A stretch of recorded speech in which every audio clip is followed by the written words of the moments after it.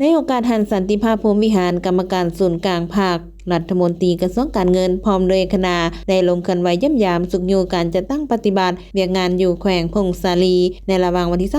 25-30 มีนาคม 2025 ที่ผ่านมาซึ่งทางรัฐมนตรีพร้อมโดยคณะได้ไปย่ำยามสุขอยู่เวียกงานอยู่ด่านภาษีสากลล้านตุยสั่งเขียนไทยสินค้าบริษัทต้องก่อสร้างบริษัทยูนานจงเซินตั้งอยู่เมืองยอดอูโดยมีหัวหน้าแผนกการเงินแขวงหัวหน้าภาษีประจำแขวงหัวหน้าด่านภาษีสากลล้านตุยและแขนงการที่เกี่ยวข้องเข้าร่วมให้การต้อนรับโอกาสนี้ท่านท้องสวรรค์แสงอ่อนแก้วหัวหน้าด้านภาษีสากลล้านตุยได้รายงานโดยสังเขปเกี่ยวกับการจะตั้งปฏิบัติเวียกงานวิสาสะเพาะของแขนงภาษีอยู่ด่านให้ท่านรัฐมนตรีกระทรวงการเงินได้รับทราบเป็นต้นสภาพรวมเกี่ยวกับด่านซึ่งด่านภาษีสากลล้านตุยมี2ด่านภาษีสากลท้องถิ่นขึ้นกับด่านเวียกวิสาสะเพาะตัวเลขรายรับในปี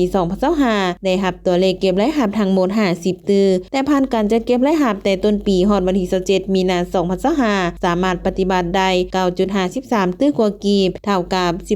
19.06% ของแผนการปีในนี้รายรับส่วนใหญ่ได้จากสินค้าประเภทพาหนะสินส่วนอะไหล่เครื่องก่อสร้างเครื่องไฟฟ้าเครื่องอุปโภคบริโภคสินค้านำเข้าเพื่อส่งออกค่าธรรมเนียมค่าปรับใหม่และขายเครื่องหีบการส่งออกเครื่องป่าของโดงการส่งออกแห่ธาตุและอื่นๆนอกนี้ด้านภาษีสากลล้านตุยยังมีท่าแหงบ่มซอนจำนวนหนึ่งที่เป็นรายรับเข้างบประมาณจากการส่งออกของบรรดาบริษัทเป็นต้นรายรับที่เป็นรายรับจากการส่งออกแห่ถ่านหินซืนทองแห่บาลิสสังกะสีและมีระบบที่ทันสมัยนำใส่เข้าในเวียกงานวิสาสะเพาะเป็นต้นระบบการแจ้งภาษีล่วงหน้าระบบ NSWA Pass ระบบบ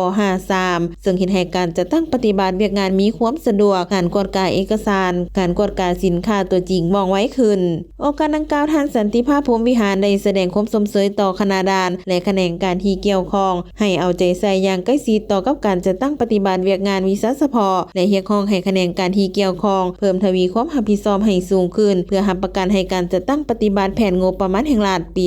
2025บรรลุตามแผนการที่วางไว้